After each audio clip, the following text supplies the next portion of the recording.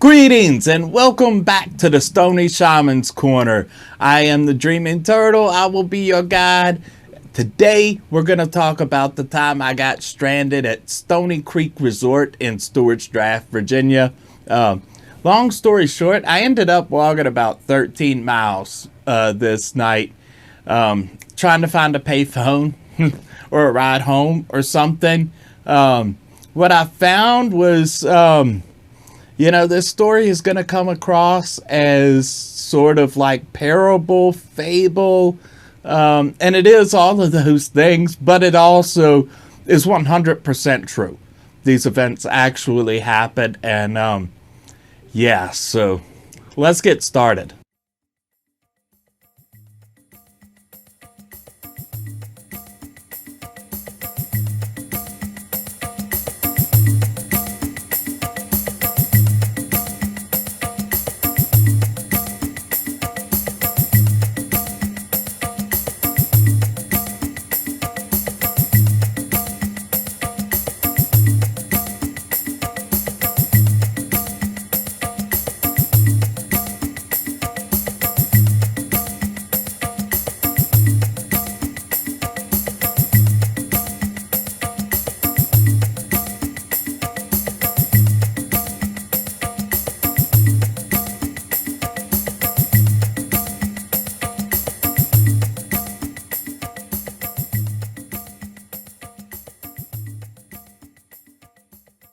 Just as soon as we spark up this stuffed stuff,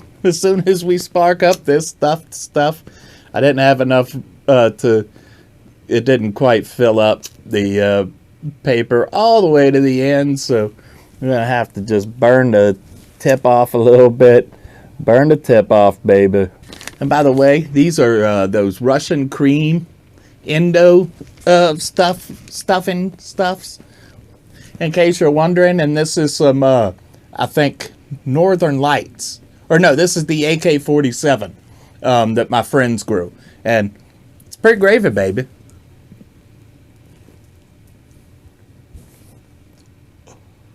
Good blunt rolling material. Yeah. So the year was, I believe, it was like 1997, 98-ish, somewhere around there. I had just been dumped by my fiance. I was at a really weird place in my mind and in my life. And those things aren't totally relevant to the story, but just, to kind of set the stage. So I was rolling around. I had a friend at the time who would come pick me up, and we would go just ride around and cruise the avenue and just, get into random shit. And so, back in those days, weed could be hard to come by sometimes. And this night was no exception to that. I was,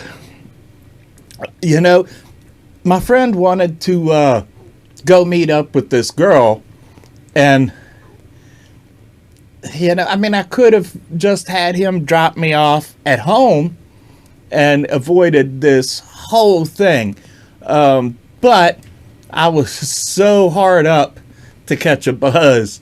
A mutual friend of ours who lived at Stoney Creek said that he had some weed, or said that he had some stashed away somewhere or something. And so he went ahead and dropped me off over there.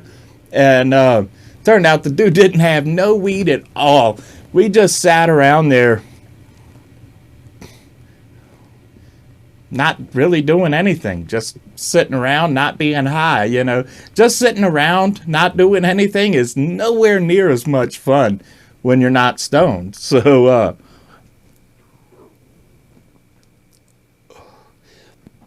it got past the time that he was supposed to come pick me up, and a little more time flew by.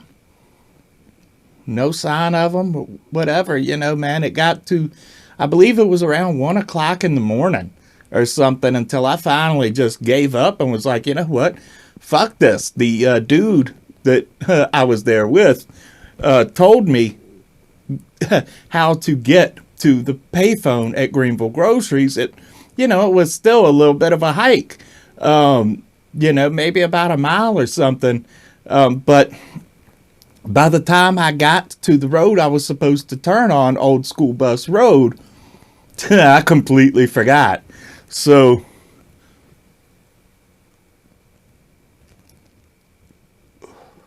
I was really, really trying to, direct from my third eye, if you know what I'm saying. Use my intuition. The problem is that, when you're trying to listen to your third eye, so to speak, and everything, but then you sit on that thought for too long, you lose that instinct and you overthink it, and just you're no longer listening to your intuition. So I missed that turn, and I kept walking down I kept walking down Cold Springs Road past Old School Bus Road, and so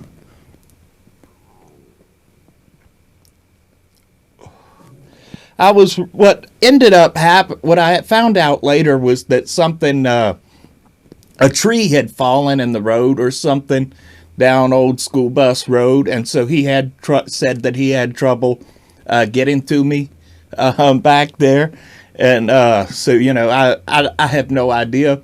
I'll take him at his word on that, but I'm not mad that it happened, because I think what happened that night was something that kind of needed to happen in a weird way, because it just it moved me. But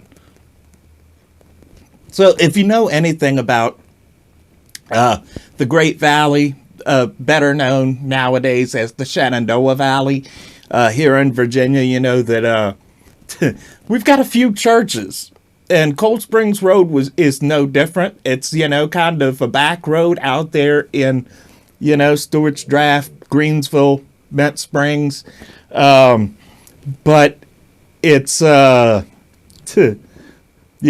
a few churches along that road, and so I stopped at the first church I saw, and I stopped, and I said a little prayer. Just was I started off by just like listing the things that I'm grateful for, and then I just, if there's a God up there, or some type of goddess, or divine power, whatever, just show me a sign, show me the way. So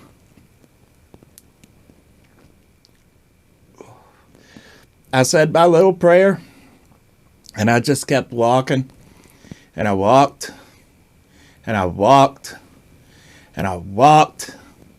I had, I think, 2 cigarettes when I started walking, and I was just about to finish the last one, and I walked, and I walked, and I walked, and I was losing all my hope, all just everything. I didn't know anything about these roads back then. I was Stanton, born a native, and I rode around with people on these back roads, but usually when you're the passenger, you don't really tend to pay attention that much, especially when you're a passenger in a car riding around getting stoned. Right? Am I right? But yeah, so I walked and walked and walked and walked, and there was a million thoughts going through my head of it's by this point probably 3 or 4 o'clock in the morning, but I'm thinking, should I just go up to somebody's house and just knock on the door and ask to use a phone? And, maybe I should have, because, that was, yeah, I still had a lot further to walk. And, I thought about like maybe 3 cars past me. Well, at least until I ended up reaching the main highway later. I saw, I think, maybe 3 cars pass by. And I thought about, those few times about, like trying to flag somebody down, like, hey, give me a ride, But even around here, so, sometimes, especially at 3 o'clock in the morning, you don't know who the fuck is picking you up. And it's the same with picking up somebody on the side of the road. If you don't know them, you don't know who the fuck they is and what they about. Dun, dun, dun. So, I didn't do any of that. And I just kept walking and walking and walking. And I think the first road I tried to steer off of Cold Springs was, I don't even know what the road was called, but it was like a little dirt. It ended up going into like this little dirt road. And I walked back there for, I don't know, probably a half an hour, or maybe not that long. It was probably 15 minutes or so, maybe a half an hour total. And, I got so far and I was like, this just gets like more backwood and more backwood the further I go. This can't be right, So I turned around and I came back, got back on the Cold Springs Road. And then eventually I wound up by, ironically, I guess, or symbolically, whatever you want to call it. But I got to Route 660, to Route 666. So I decided, I'm going to just walk down Route 666. And the ironic thing is that if I had have kept walking down that route, I do believe I would have actually ended up at the White's truck stop. So my instincts probably weren't the best on this, but it seemed like the further and further I walked down the road, the harder and harder the wind would pick up, and dirt just like eating at my fucking face, just hardcore, until I decided this ain't the right way. And so I turned back and I walked all the way back to Cold Springs Road again, back to where I started.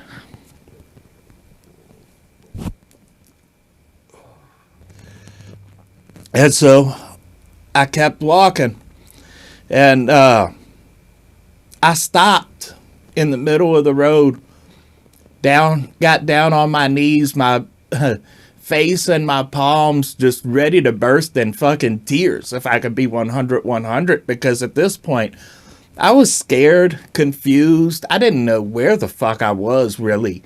I think I had a pager back then, but we didn't have cell phones. That was back when cell phones were still charging, like 900 number prices by the minute.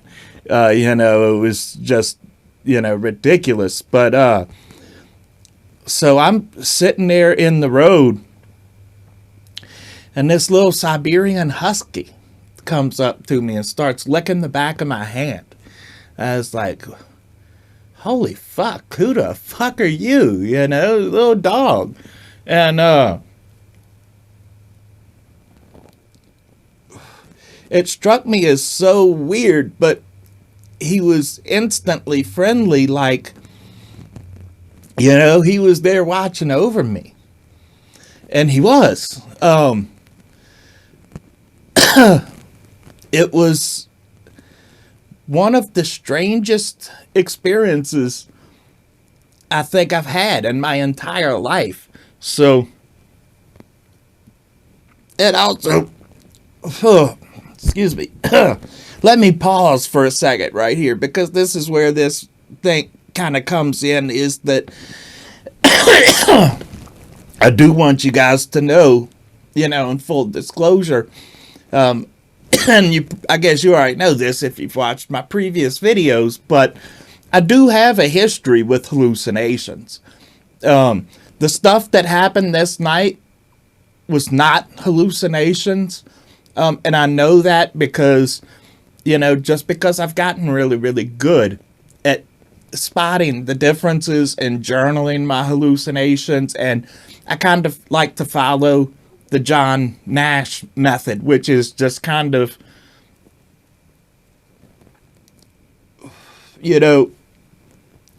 looking for patterns. Because when I have hallucinations, there's giveaways in there that something is or isn't real. And, for John Nash, it was seeing the same little girl over, and people over numbers and numbers of years that never aged. For me, it's just more about, things that I can and can't verify. And I don't think that I've ever really had a hallucination that I could actually feel, if that makes sense. I've had some visual hallucinations. I've had a lot more audio hallucinations, but I don't think I've ever had hallucinations that I could feel. Not to say that that type of hallucination isn't out there, because it probably is. As a matter of fact, I actually know other people who have what do you call it? The I guess floral hallucinations. Like where you can smell stuff, which I just thought was really, really weird. But just in the interest of disclosure, I have hallucinations. None of the stuff on this night were hallucinations. So, I'm sitting there in the road with this dog, and I just immediately name him Friend, because I'm sitting there ready to give up. I mean, of course, I can't really give up at this point, because what the fuck am I going to do? Just sit in the middle of the road or something? But, but this little dog comes up to me and says, "Hey, you got a friend." So I called him Friend. And I got up, I started walking again. Friend follows me.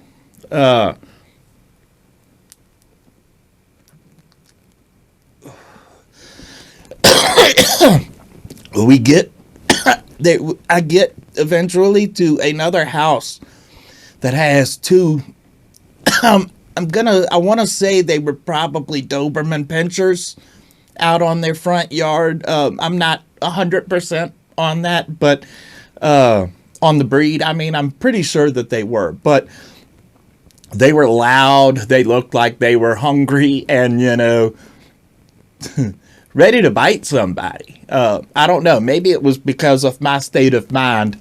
I was already kind of scared. But Friend ran up beside the house and had those two dogs following back there. And, I saw the opportunity to just keep walking past the house. So I just kept walking past the house. I'm like, well, fuck, this kind of sucks now, because, my little friend is gone. And then he comes running back to me. Like, fuck, man, my little dude, Uh-oh, I gotta run. I don't mean like go somewhere. I mean, I gotta run on the stuffed thing. On the stuffed stuff. So, yeah. And then there was a few other times along the road that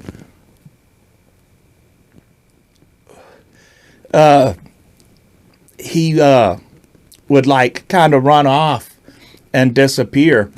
And I'd call for him and just say, "Friend, where you at? Friend? And he'd come running right back.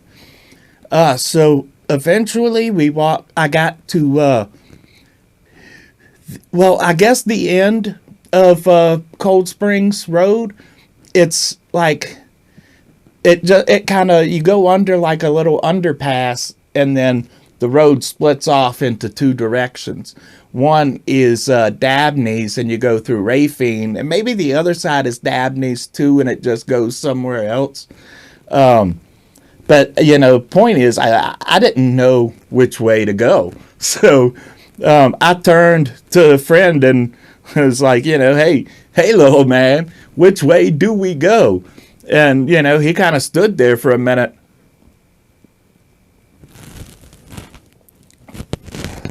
But he kind of drifted over to the right and was like looking back at me. So I'm like, I guess we're going this way. I really had nothing to base my direction off of that night, and which road to choose when you're at your crossroads, and so I chose that fork based on the direction that Friend seemed to be headed. So we walked onto Dabney's and started walking clear across Rafine. A bad thing that I found out later was that I have a family member that lives in Rafine, and I do believe that I walked right past their house that night. That kind of sucks, but that is what it is. So we just keep walking and walking and walking and walking. And, till we get somewhere. And eventually, we did get somewhere. We got to, I guess it's, is it a Route 11 there? It's, I think it's Route 11. It's, basically, if you know this area, it's the same road that Greenville Grocery is on. It's the main highway. And, I was like, oh, holy fuck, we're somewhere. I turned my head for like half a second. It was like instantaneous. It was like the blink of an eye. Looked back, and Friend was gone. Just gone. The first thing that popped into my head was, oh shit, I hope he didn't run out into traffic. This is the main highway. And, I looked out there. There's no sign of him, like, anywhere. 360 degrees around. He's just gone right at my crossroads. And, I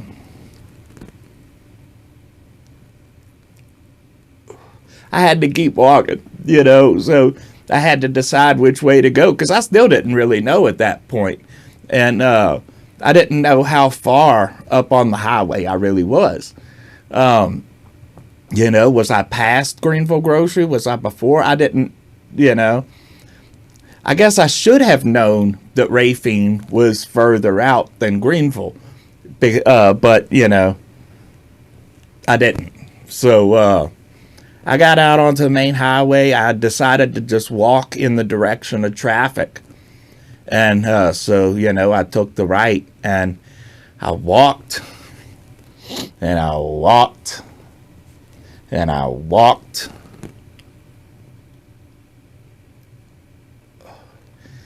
Till, I think it was about 10 or 11 o'clock in the morning or something. And got to Greenville Grocery.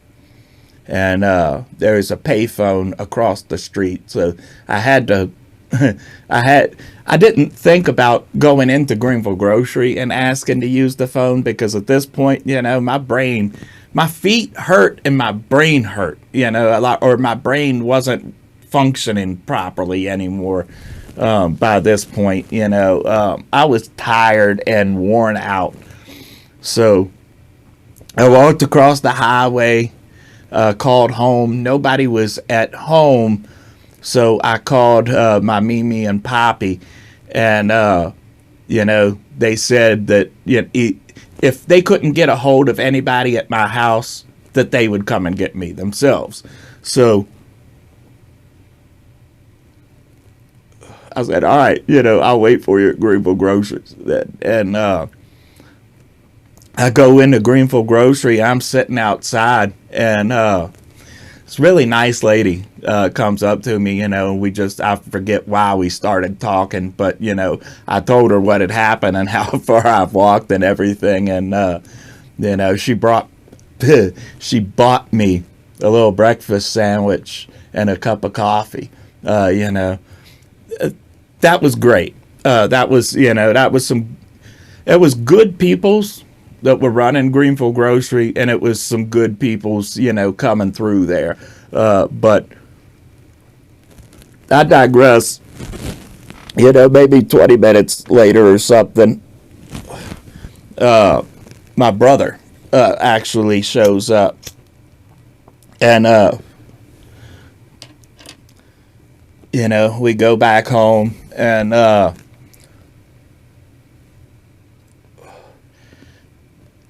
some friends of mine happened to end up showing up at my house. I mean, it was like 6 of them, but back in those days, sometimes, we rolled a little bit deep. But yeah, they were all ready to start the morning off, had a big old bag of weed, and, sat in my little bedroom down there on the, back then I had the bedroom on the first floor of the house and shit, and just went in there, man, sparked up, and got stoned as fuck. And I took off my shoes, put my feet up, and fell the fuck asleep. That was one of few nights in my life without medication that I had no problem falling asleep. Not at all. It just kicked my feet up and closed my eyes, So later, I decided I wanted to go find a puppy, or even a full-grown dog. And I wanted to find one like Friend, and, I had to look for giveaways, basically people giving puppies away. So I couldn't really, choose my selection. And I did end up getting a nothing close to a Siberian Husky, but she was, I believe, half Beagle and half how you pronounce it, Dachshund, or little hot dogs, little fat hot dogs, and we named her Friend, and she was a true friend until the very end. Friend was a damn good dog. She had her moments, but I named her appropriately, and she was part of the family. As a matter of fact, so here she is, fully grown, and she was, I don't know, she was probably about midlife in that photo right there. And don't worry, I got more. And there she is, a little bit older, or a little bit younger, excuse me. And I've got one of me and her right after we got her. Yes, that's me, and yes, shut up. I looked like Shaggy, and our other dog looked like Scooby-Doo. But we never solved no mysteries through, because I'm that stupid burnout dude, But she wasn't Scooby-Doo. She was the friend. She was the friend to Scooby-Doo. I guess in a way she was like Scrappy-Doo. But I digress. I think the weirdest thing about that night is just in retrospect that it seems unreal. It's everything that happened was so symbolic and, like parable like, and it really happened, it was, there was just so much symbolism in that night. From choosing the wrong road. Well, I guess technically the wrong road might have ended up being the right road, but it was the wrong road, if that makes sense. But,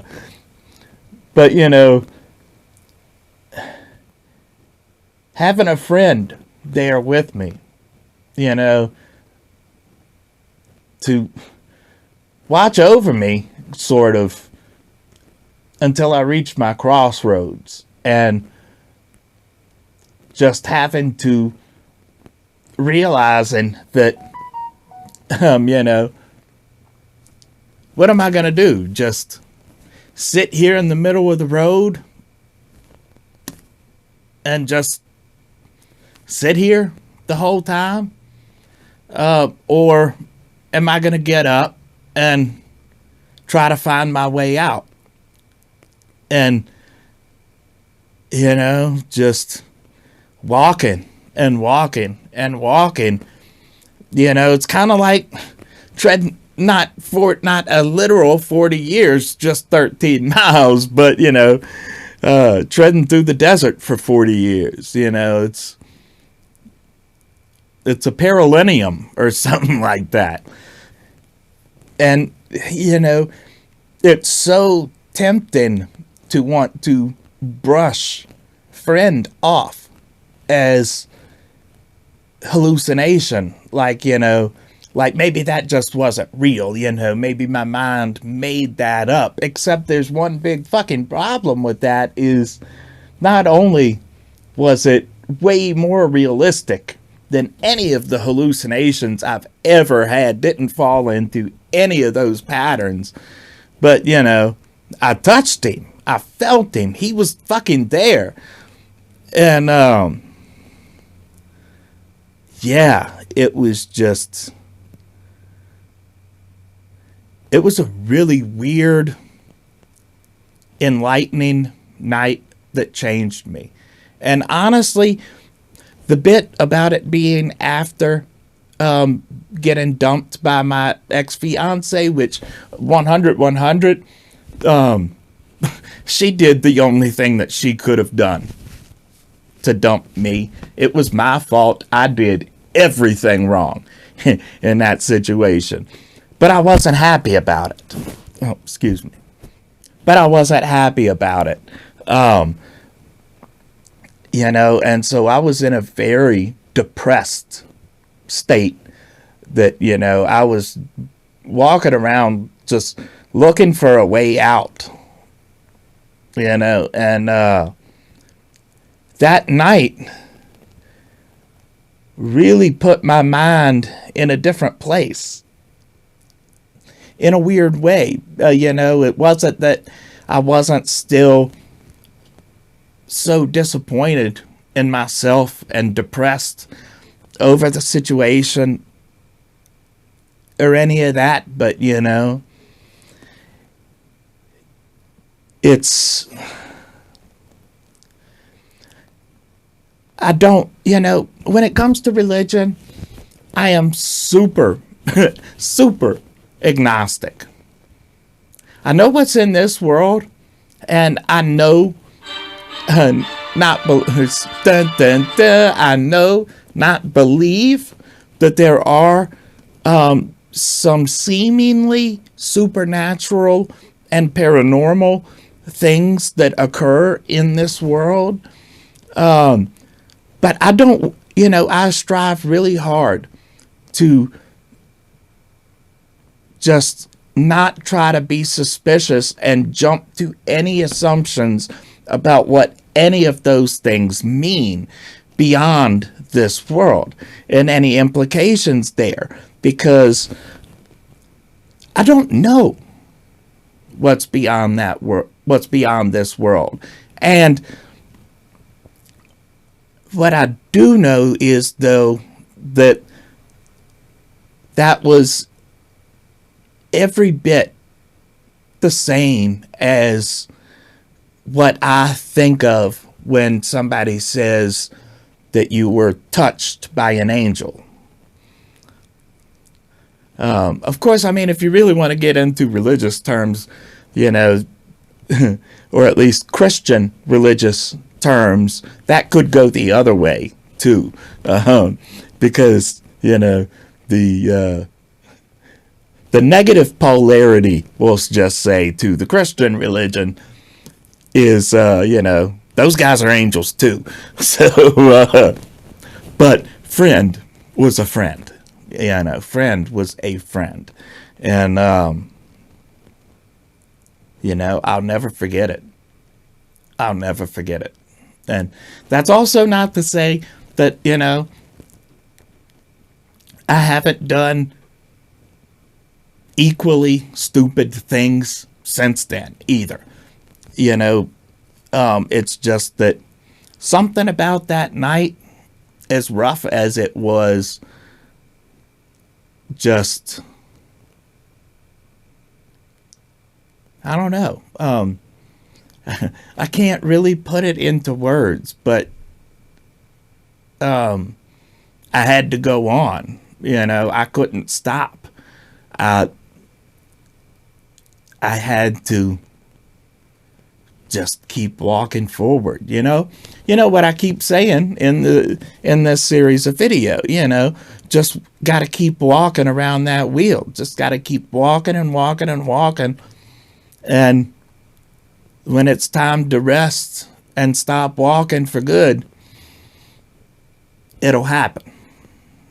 And I don't need to try to rush that to throw the wheel off of balance for the people around me. If you feel what I'm putting down, if you feel the path that I'm walking here, we're walking here, as they would say in my dad's native country. Because, that was after the very last, that was at least a couple years past what ended up being my final suicide attempt, because that was I believe that was about 98. And my last suicide attempt was actually 96. But if my brain kept thinking the way that it was thinking, I was probably walking back toward that direction. I was walking backwards on the wheel.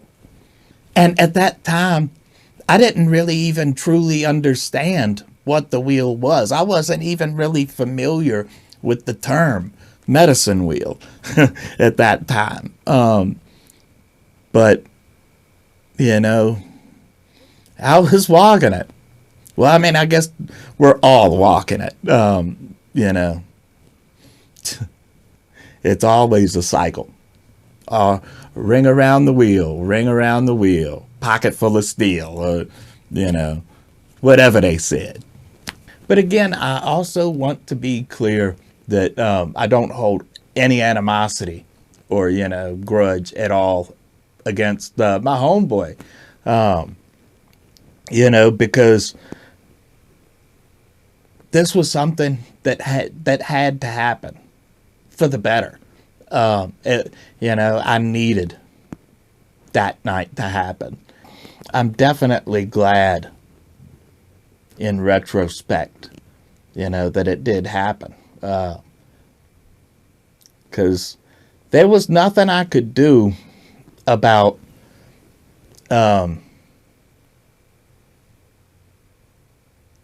being in that position, being stranded in the middle of the road on my hands and knees. I had two choices, either really. I guess I had more than two choices, but I could have just sat there in the middle of the road and just not done anything. I could have tried knocking on somebody's house. That might have been a better option, but this is country town too, and you showing up at somebody's house 3 o'clock in the morning. Or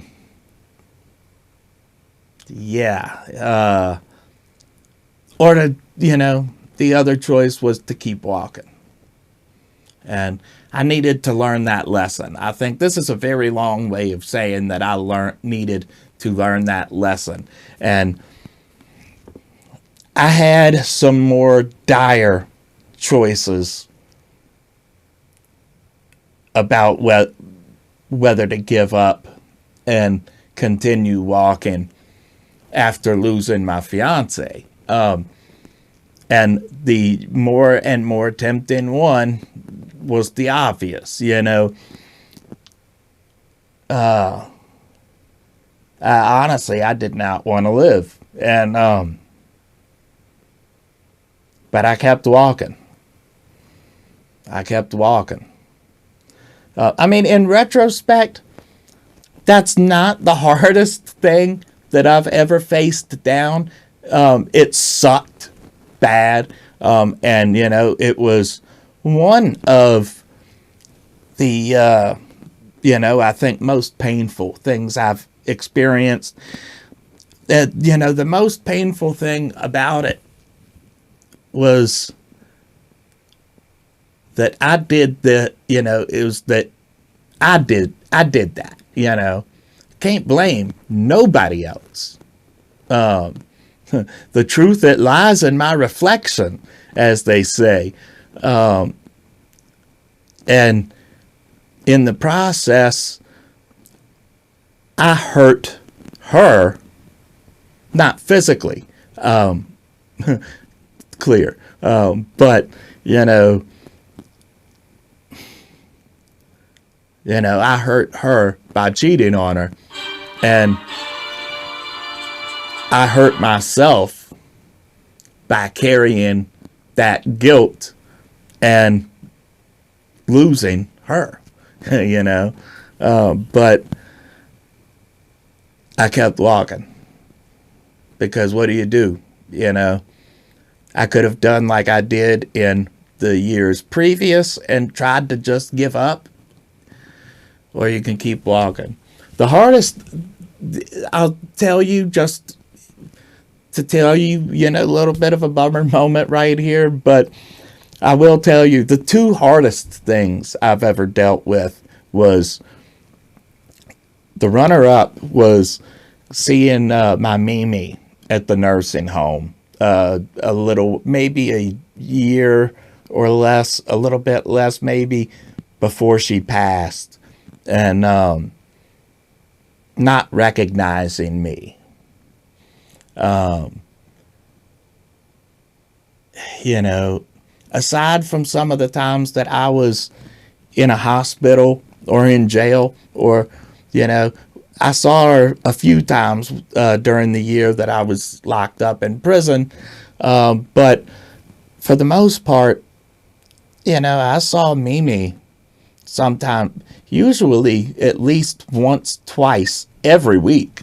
You know, me and Mom, and sometimes my brother or my sister, or, you know, my cousin or somebody, you know, would go over to Mimi and Poppy's house like every Sunday morning. We would go by Hardee's, pick up breakfast, and get Mimi and Poppy's cups of coffee, and come there. And every Sunday would be the same thing. My mom and Poppy arguing about whether or not Poppy should pay her back, because Poppy wants to pay her back for the food, and my mom doesn't want him to pay her back, you know. But you know, but then seeing her in the nursing home and not recognizing me. She turned to my dad and said, "Who's that guy over there?" Pointing at me. And fuck, you know, shoot daggers right into my fucking soul, man. Shooting daggers right into my fucking soul. And the absolute hardest thing I've ever dealt with in my life. No ifs, ands, or buts about it, whatever. No contests. Was seeing my mother in the coffin, you know, the day of the funeral. It was just, you know, Can't nothing prepare you for that. Nothing. You know, I've lost a lot of people over the years, a lot of school friends, a lot of family, enemies, you know, celebrities, you know. But it was just, you know, nothing like losing your mama. Nothing. But at the end of the day, you know, if if I can quote some of my dad's favorite musicians as magician or musicians or whatever, yes, there are two paths you can go by, but in the long run, it's not too late to change the road you're on, you know. But as you know, we're talking here, you know, you can keep walking. You know, I guess you could just stay in place and not do anything, or you could walk backwards. And I think it's important to understand, though, sometimes you do have to walk backwards. You know, not the Route 666, but when I was walking up that other road, you know, turning back was definitely the right call for that, because I would have ended up into some uncharted territory back there, and I was not going to find a payphone back there. That was fucking clear as day. And that's true generally in life. You know, sometimes you make a bad decision and have to step back and turn yourself around so that you can walk forward in a better direction, you know, a little more aligned and on balance as you walk around that wheel. But just keep walking forward, you know. Keep walking forward in a positive direction. And before we go, I just want to remind you all that you never have to be the best at anything. You can't be the best at everything, but you can always be a little better than you were the day before. And with that, I'll see you in the next one, baby. My John Cena bong. Cheers.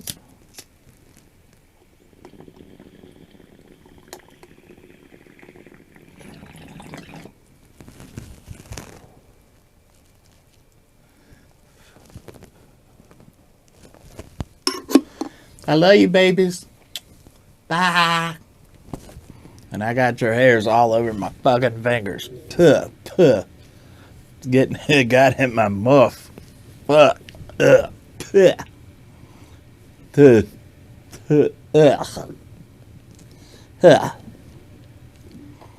Tuh. Yo, just call this John Cena do. Because you can't see it. Just as soon as we park to get my opening cough session out of the way. And I probably burned a few calories in that walk too, but at that time I didn't need to burn no calories. Like, I was about $1.30 soaking wet. So and this is probably the shortest Stoney Shamans Corner episode in history, but I guess that's a good thing, because we don't need every video to be like 2-3 hour long fucking D. Snyder cut edition shits, you know.